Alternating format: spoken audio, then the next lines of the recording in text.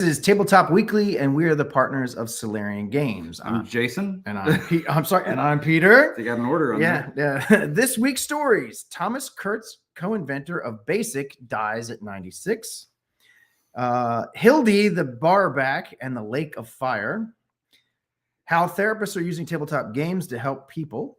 And Tabletop Games Game Jobs is planning its first ever live event in 2025.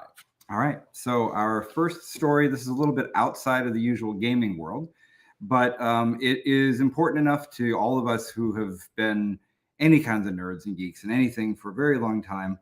Thomas Kurtz invented the BASIC programming language in 1963 at Dartmouth. And it went on to become the way that pretty much everybody learned to use a computer for the first few decades of the computer revolution. And he has died at the age of 96. So a very long life, very full life, amazing accomplishments throughout. But we just wanted to talk a little bit about what he accomplished with BASIC. So for anybody who maybe started using computers after the 90s or after the 2000s, you might not have started by programming in BASIC. But if you did start, then it was the de facto programming language. It was how, if you bought a computer during the time in like the 1980s when everybody was buying computers and they didn't know why, one of the first things they would say is you can make programs at home. And you could get programs that would be printed in magazines and you would type them in, or you would take classes and learn to do them, because really a computer couldn't do that much on its own. Or if you wanted to buy, you could buy programs for it. You know, you could buy VisiCalc to do your spreadsheet work, or you could maybe buy some early word processors or something to keep your recipes in. But most of the time, people had something rudimentary that they just wanted to program. And BASIC was the way they did it, because all the programming languages that had existed for the commercial world were way too complicated for just a hobby user to pick up. And he figured that out as early as the 1960s. It became something that was a little bit different on every computer. I grew up with Apple computers, so I learned AppleSoft BASIC. You didn't have a home computer at the time. No, but I learned it in school. So I learned, we had, we were talking about this earlier in 1983. 1983. I was in class. We had the one computer, and everybody in the class learned how to do at least very basic.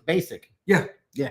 Maybe the little 10 print hello, 20 go to 10. And then just write it down the page and everything like that. We did make a game, and it was like a sort of like a choose your own adventure type game, very short, and it had a randomizer in there, so you could if you made a choice to do a thing, then it would randomize your results. So it was sort of like a role play, very simple. It only had like, I don't know, 4 steps in it, but it was an exercise for us to learn how to use it. Wow. Yeah.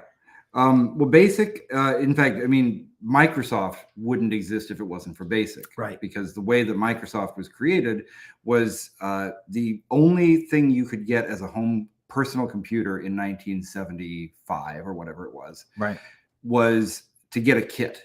And the most popular kit was the Altair. I don't remember if it's 8080 or 8800, and that's fine. But the Altair was the only thing you could get, and there was pretty much nothing it could do. You got a box with some switches in the front and some lights, and that was it. So one of the things they wanted to do to make this thing actually useful was to have a version of BASIC that could actually be run on it. And Bill Gates wrote that version of BASIC, did it in a hotel room, I think in Phoenix, along with Paul Allen over a number of days, just sitting there sweating it out because they had promised they could do it, until he finally got it and put it on a little piece of paper tape and brought it into them and sold it to them for whatever small amount that he sold it for. But that was the beginning of Microsoft. That's how they got started. Bill Gates and Paul Allen sitting in a hotel room writing code. Inventing. Now they didn't invent BASIC, but they converted it for this. And so by the 90s, BASIC was kind of declining in popularity, because at that point, computers were getting more powerful. People really weren't programming their own machines anymore. Now they were just buying programs for them. Most people just would buy an application and use that. So it kind of went down. Although Microsoft did, I mean, I don't know if this was in recognition of their roots or just because it was the right thing to do, but they sort of gave Basic the next leaf on lease.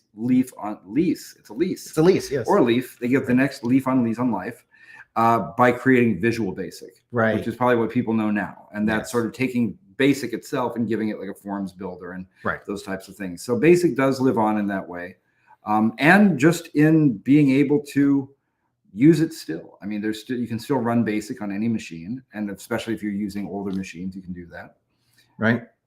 I actually bought some books this weekend at a secondhand shop, and when I opened up one of them, it was a fantasy book, Mhm. and the author, this was written in 1988, the author said, I want to give credit to the guy who wrote this program called World Builder that I used to make sure that the world in my fantasy book was realistic, you know, with all of the planetary, geographic, geological Right. weather patterns and everything.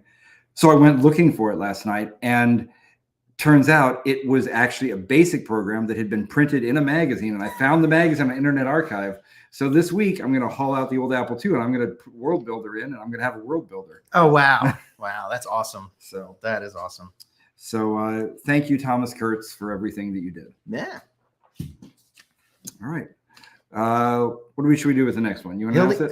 Yeah, sure. Hildy the Barback and the Lake of Fire. Now, this is something we found out about this morning. Yeah, actually. Yeah. And we were like, what is this? So we checked it out, riding home from breakfast. Just in case you all are wondering why we're together and dressed up, and we're going to James's memorial celebration of life. So anyway, we're having breakfast. We're coming home from breakfast, and we put this podcast in it, and it's actually really cool. I mean, very good production values. Right. Well, Super so good. the way we found out about it was so a friend of my wife's and a Yep. friend of mine too is the creative director for this company called Limonada Media, and it's a very cool podcast network that has focus on women and minorities and just lots of cool stuff. And they had come to me a few months ago saying, do you know any good artists for a fantasy show? And I'm like, Right. okay, I don't know why, but here you go. Right. And now we know why it was for this. And the art on this is really cool. On the front of this is pretty awesome. So we better say what the heck it is. Yeah. Okay. So it's a podcast, and it has an all-star cast. So it's got Melissa McCarthy, Bill Falcone, Ben. Oh, Ben. Sorry. Yes. Yeah. Right, that's Do you use my glasses? No, I'm fine. Ben Falcone, Allison Janney. I don't know who Allison Janney is. Allison Janney from The West Wing. Oh, okay. And lots and lots of other things. Right. But I always think of her first as The West Wing. Joe McHale. Joel McHale from like Community and yeah. his own show and everything like And that. then, of course, burying the lead in all this, Glenn Close. Glenn Close, right? Yeah. So Glenn Close is the announcer. Okay, well, let's back up from who's in it. This is a fantasy podcast. It's basically a radio drama in like the old style of thing with big production and songs There's and music, background like, music, sound effects. Yeah. I felt like we were at a Broadway musical when we were listening. Yeah. I mean, I feel like I saw it because it was just done so well. Yeah. And it's really funny. You know, we've only gotten a little bit into it so far, but Hildy the Barback is she should be the owner. She should be the owner, but she's living in a time when only men can own things. Right. So She her runs idiot brother. Well, she runs the bar. Right. But her idiot brother technically owns Right. it because he's the only, because from the inheritance, blah, blah, blah. And we don't know what kind of a quest they're going to go on yet, but what we understand is that it's going to center on an epic quest to fight an evil force and save the fantastical land of Golgoroth. Right. But now, so the people in it. So Melissa McCarthy, Ben Falcone, Allison Janney, Joel McHale. Melissa and Ben, of course, have been married. You were just saying. Glenn Close is the announcer, and Octavia Spencer is the narrator. Right. So Octavia Spencer, tons of movies. What I think makes most sense here is that she did Thunder Force with Melissa McCarthy in 2021. I guess all of the folks are really kind of her personal circle of friends. Yeah. Sounds sounds like a very cool personal circle of friends. Yeah. And then also McCarthy and Falcone's teenage daughters together voice the Oracle of Two, which we haven't gotten to yet, but that should be fun. Right. And this is very D&D-ish, very, Yeah. very, very much so. I mean, if you're a role player, this is the kind of thing you'll like. This is the kind of thing you're going to wish somebody did with your campaign. Yeah. They're going to wish they made it into a play like this. Pretty much. So definitely check that out. Yeah. So we're one episode in. We're excited about it. Can't wait to listen to the rest of them. Hildy the Barback and the Lake of Fire. Yes. And then this is a cool one. How therapists are using tabletop games to help people. Now this isn't brand new, but I just came across this article, so I think they're just writing about it now. And this helps. So it's therapy and it's guided therapy. So these are actual trained therapists. They have to follow all of the ethical guidelines of therapy with everything that's the the therapist has to thing. do. They talk about the fact that it's got a methodology behind it. It's an actual professional therapy methodology. Right. It's just using tabletop games like D&D. Well, not D&D itself usually, but D&D style. Right. Games. Yep. Right. And it's for all kinds of people. A lot of it was with people with identity issues that they're trying to work on. Whatever makes them feel comfortable. It gives them a chance to play that out in a safe environment before actually introducing to the world what it is. So maybe that's what they want to do. Maybe they don't, whatever, but it gives them an opportunity to do that with a trained professional. Right. So this is, there's a couple of them that we read about in here. One of them is called Game to Grow, which is founded by Adam Davis and Adam Johns. And then another one's called Geek Therapeutics, which is Anthony Bean founded that. And these are all licensed therapists that have and healthcare professionals that have done this. Right. But essentially, these all kind of grew out of the same idea, which is that these folks had sort of seen how it worked in their own lives, like being able to use that and seeing how people were informally using things like even just playing a game of D&D to help them deal with problem solving things in their own life or however they would approach stuff. Right. And this is the interesting part. I was trying to get to this because my screen had refreshed, but this was something I hadn't realized. I kept going through here. I'm like, what is it that they do? What is it that they do? What's the meat of this? Right. Why this versus other therapy? And one of the things was that they pointed out was that some people when people have trauma, one of the things that they experience is a loss of creativity. Okay. They get something about how it the trauma causes separation. Okay. And this gives them an opportunity to get back to that. Huh. And let's see, here goes. It says our mortality. There's one game where it's called 10 Candles. This sounds really cool too. Oh, yes. Yeah. 10 candles sounds really neat. So you turn all the lights out and you put 10 candles on, and then you tell your story in scenes. And at the end of every scene, you blow a candle. And when you blow out the last candle, everybody's dead. But it's to teach. It's about teaching people how to deal with mortality. Yeah. So I thought that was yeah. Very they said that interesting. in there, the players, even though they knew it was going to end like that, they valued the experience. Yes, it's a metaphor for life. Right. You are going to die. Right. It's not the destination. It's the journey, and that's kind of what it helps teach. Yeah. Right. I love that one. But they said it says helpful with people who experience trauma and oppression. It says trauma disconnects us from ourselves. And one of the first things we get disconnected from is our imagination and creativity. Tabletop games allow their clients to reconnect with their imagination, as the structure of the game provides some comfort and encouragement to people to start thinking about what could be rather than what is. Right. So I think we might have mentioned this here on the show before, but Merle Rasmussen told a story about not professionally being done, but that a veteran had come up to him about Top Secret, the original Top Secret back in the day, and had told him that he was using it in his group therapy sessions as a way to help veterans who had PTSD sort of go back and relive some of the experiences, that the trauma that they'd gone through in a group session with a therapist, and seeing how other people would have reacted in the situation and realizing that it wasn't necessarily their fault, finding ways to get through it. Sure. So that was an informal approach. Yep. But these guys have a kit. They have a kit, yeah. At least one of them does. I forget which group, but there's a kit called Critical Core. I think that's what it says. I took my glasses off. But essentially, Critical Core, yeah. Yeah, the idea, I don't think they're saying do therapy at home in your spare time while you're not, first do your gallbladder surgery at home. Right. And do your dentistry and then do your therapy. Right. Brain surgery if you can manage it. If you can do it. Yeah. Get a friend. Get a friend. Yeah. Don't do that on your own. But they have a kit that people can use at home with their kids, with their friends, with their loved ones, presumably under the tutelage of a therapist. Right. And it sounds pretty cool. So we'll put up links for how to find that stuff. Yeah. And then our last story, we got to be quick because we have a place. We do have to get going. Yeah. So this will be our last story. Tabletop Game Jobs is planning its first ever live event in 2025.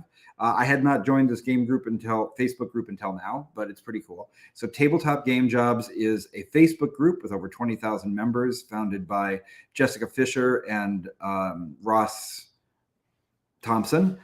These are folks from Ravensburger and Asmodee, and they basically did this because it's hard for board game companies to hire, and it's hard for people to find jobs in there. All right. Okay. And one of the things is with so many Kickstarters happening and smaller publishers suddenly turning into somebody who needs to hire people, they have no idea where to go. And it looks like a cool space. Maybe we can go on there and find people to work with us. Sure. But what's cool is that he just threw out a tweet saying, wouldn't it be neat to do this in person? And apparently they don't give all the details of what's going to happen now, but there's apparently been a very well thought out proposal from a professional organization that will let them turn this into a reality in 2025. Okay. So there will be some kind of tabletop game fair happening in 2025, and we'll follow along and see what that is. So maybe it'll be kind of like there was a convention we went to up in New Jersey. Well, I guess down in Jersey from here. Yeah. And it was for game developers. Right. Right. What was that? Shoot. Which one was that? I'm trying to remember the name of it. My brain went blank. Yeah. Okay. There's something that's got a different, almost a foreign sounding name to it. Yeah. I don't remember what they're called. I can't. Yeah. I really. I'm sorry. My brain is like. Yeah. But anyway. Butter. But yeah.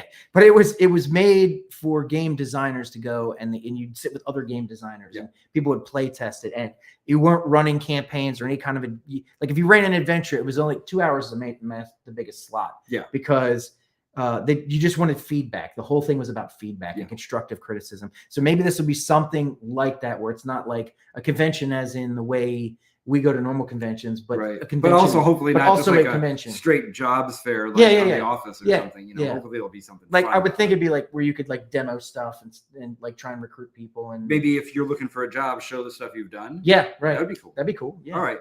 So there's one more thing. One more thing. So before we sign off, Scott Congable, our favorite top secret administrator, yes, short of Merle Rasmussen, yes, has been putting out a regular set of adventures now, and so his latest one is called Operation Swan and Eagle. This is not published by us, but it is. We give it the thumbs up. Yep, because it's cool. Because he's cool. The Polish intelligence service has been asked for Icon's help in identifying a Danish team in Warsaw. Is this a chance for Icon to recover from Operation Midnight, or is it a trap? Ooh. So check it out and find out. Yeah, it's on Drive-Thru RPG, and that's it. Thank you for this week. Yep, and we will see you all next week when we have more time to talk longer. Bye. Bye.